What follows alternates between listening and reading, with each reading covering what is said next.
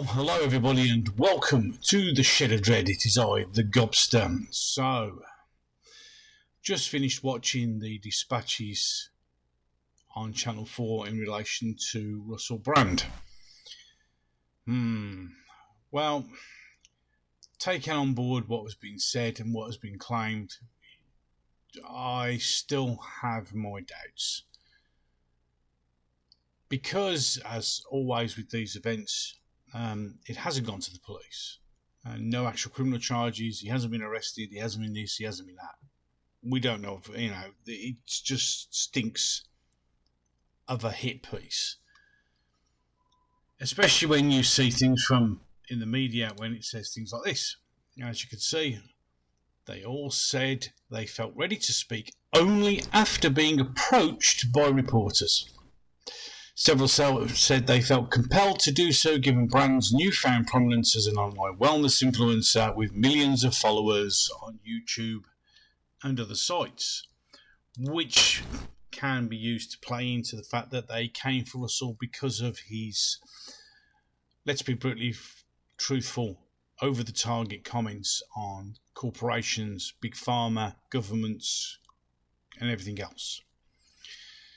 But then again, it's been very interesting where several left-wing people are now saying he's only started to portray this character that he is now because he knew this was going to come out, and this is some way to create a cover story as such. Yeah, these are also, these people are the same people who demanded Hugh Edwards be left alone. So, these people who wag their fingers and jump up and down, it's all a bit strange. So, now I've mentioned the fact of this, how I see it is I'm going to sort of do it with 4 sources of this kind of thing. And we will go from the most prominent one, which seems to be forgotten by the media and everybody else because it's convenient. So we'll go with Noel Clarke. Then it will be Philip Schofield. Then it will be Hugh Edwards. And then it will be Russell Brand. And we'll try and compare these 4 things together. So we all know, and you all know if you follow my channel, how I feel about what happened to Noel Clarke and what a massive injustice it was. Spending as much time as I have looking into this case, as far as I can see, truthfully, what happened to Noel Clarke was nothing more than petty revenge by Adam Deacon, because Adam Deacon had been convicted of stalking and threatening Noel's family, and when realising he was going to win the BAFTA for what he won it for, it was the perfect opportunity to orchestrate his downfall. A lot of people who initially made these allegations and claims, and none of them have been backed up, none of them went to the police, none of them went to court. Noel hasn't had the right of legal recourse to it.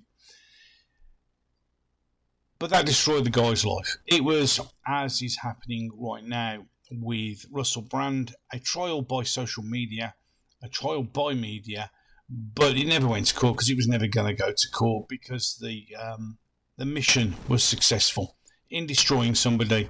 And BAFTA and the BBC were all in on it as well. BAFTA didn't really want to give an award to a black working class actor/director. Because it didn't quite fit, and this was convenient. And also remember, and this will come up a little bit later on in the video, that all of Noel's accusations and investigative journalism, I use that in the loosest terms by The Guardian, was done within 3 weeks. So then we move on to Philip Schofield. Now, this is where people go, oh yeah, but you said if he hadn't gone to court. Well, the thing is, if people bother to listen to those people who have passed commentary on what happened with Philip Schofield, it was never really about who he was sleeping with or what has happened. It was about the fact that he continually and consistently lied, and the fact that his best buddy pal, Holly Willoughby, who knew full well what was going on, summarily threw him under the bus for the furtherment of her own career, which, to be fair, should be cut dead any case. But it was more about the fact that he continually lied, even when asked by his own bosses, he lied. And the truth eventually will come out of all this when Matthew McGreevy finally does say something. But what happened with Philip Schofield was he was fired, quit, whichever way you want to put it. And it was, let's be brutally honest, people barely speak of it now, swept under the carpet because of who he was and what he represented in the ITV organisation. And then we come to Hugh Edwards. Again, Hugh Edwards hasn't actually done technically or legally anything wrong, as far as we can ascertain. But what happened there is the BBC making the effort to cover it up. And I said this way back in the day, and if you go through my YouTube shorts, there is a video on there where I'm saying the BBC, look, we know what you're doing. It's been swept under the carpet. First, the BBC tried to deny all knowledge, then they this, then they that.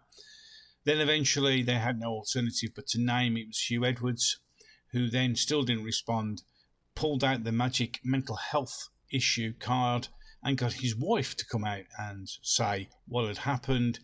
And because of his mental health, or in other words, because the BBC told everybody else to shut up, it was, as I predicted, swept under the carpet. No one speaks of Hugh Edwards very well. They do on YouTube, but no media does. No one's interested at all. And then we come to Russell Brand.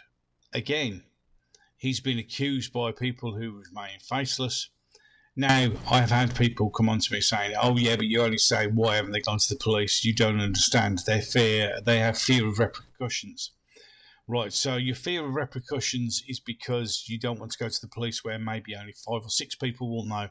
And instead of that, you go to a media site where millions of people will know. So if you're fearful of repercussions by going to the police, you should be quadruply fearful of repercussions by going to the media. I will always be suspicious of anything like this where they go to the media and not the police. Again, no one as yet has provided any evidence, actual evidence. It's all what they say occurred. No evidence has been provided. No one's gone to the police. Now, the big question is, why are these 4 people all being treated somewhat differently? And what you have to do is you have to look at what they are and what they represent. Both Philip Schofield and Hugh Edwards were big people who are currently still in the media. Noel Clarke was in the media, but didn't fit the, let's be honest, profile of what they wanted. They had to give him an award because he deserved it. He had earned it. He had worked hard. He did everything that he could. But because he was a working class black man, when the opportunity came, which was a few emails from Guardian and a few others, it was quite easy for them to throw him under the bus. Hugh Edwards, it was all, it's all this, that, all that, but because of who he was and the reputation he has and who he works for, it has been suddenly swept under the carpet. Same with Philip Schofield. Here, the big question which I have to ask about what's happened with Russell Brand is, apparently they all knew this, everybody knew this, of course, and several people have come out and said, oh, well, we knew, but we've heard this before, we knew, but we didn't say anything. Rubbish. I know Catherine Ryan's come out and said this, that, and the other. Well, she's never liked Russell Brand ever. And let's be honest, quite a lot of these people will probably use this opportunity to ride on coattails, etc., because, no offence, Russell's far more successful than she will ever be. So you have to ask yourself why they returned and moved on to Brand, because if he was doing what he said they were doing and everybody was aware of it, blah, blah, blah, does that mean that if he was still involved with the media, the MSN, etc., still in that business, still involved with Hollywood and its extremely dark and murky existence, does this mean they would have swept this all under the carpet? Were they just ignoring it like they ignored apparently Harvey Weinstein and all this? Because if they knew then, why didn't they say anything then? And it's only come now. Why now? And as I said before, we're not 100% certain whether these things have occurred or not. But the problem is as very much akin to the Noel Clarke case, because of the huge publicity, because they went to the papers and the media and not the police at all, This will never, ever, ever get into a court because it's now exceedingly easy to dismiss and defend. Because you just turn around and say to the judge, there's no point in having a trial here because everybody's seen this, everybody knows he's not going to get a fair trial. And when they have allegations, like they did with Noel and like they have done with Russell, by going to the media, they've almost guaranteed what they want to do is what they're actually aiming to do, which is to destroy this person, to eliminate them. And it's not the first time these things have happened. We've had it with a lot of the January 6th guys. Some people have been put in prison who were not even in the capital just because they dared speak out. We've had it with Katie Hopkins. We've had it with Julian Assange. We've had it with Edward Snowden. We've had it with loads and loads and loads of people where people say things into the media because we now use media as judge, jury and executioner. We don't actually have to put these people into court because we don't, because we know what we've got is exceedingly paper thin. All we have to do is put it out in the media sphere and we can destroy them from ever having to work again. Which raises its own questions, because if we're now circumventing actual law, the courts, etc., and basically allowing people to be judged purely on social media and what a one-sided hit piece states with zero evidence and no one going to the police. If that's what we're doing, we no longer have a functioning society. We are back to medieval times with witch hunts. And this, just like it was with Noel Clarke, is a witch hunt.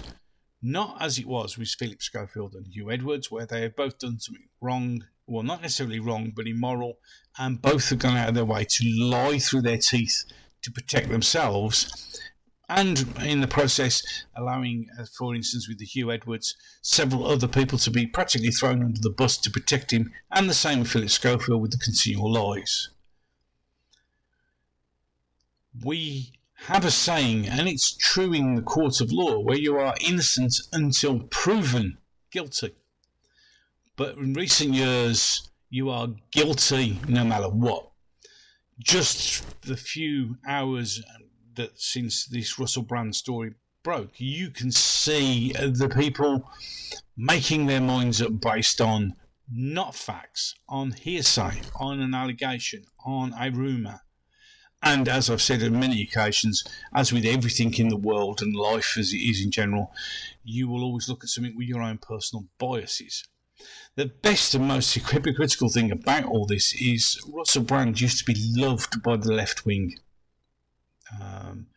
I remember him breaking into a show with, was it Katie Hopkins on, where he broke in and screamed that she was a Nazi. He was loved by the left.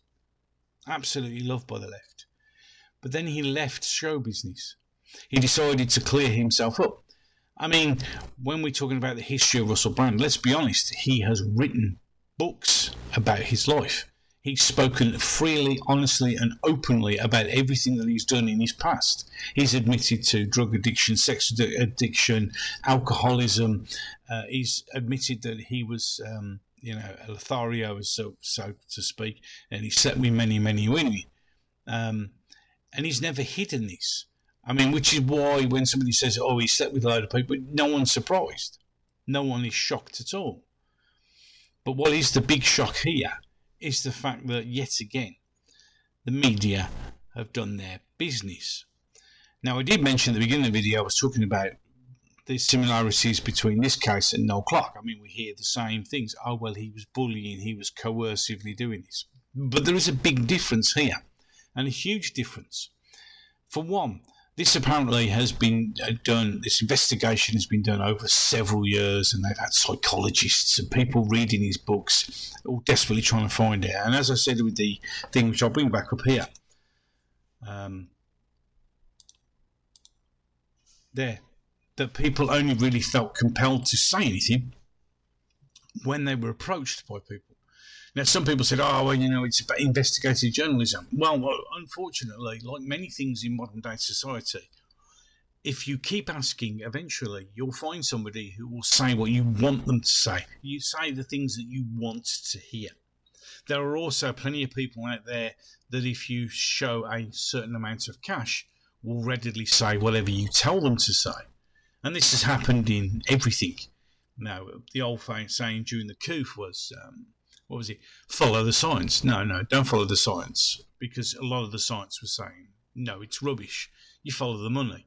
And where the money is where the science is. And this is the same thing.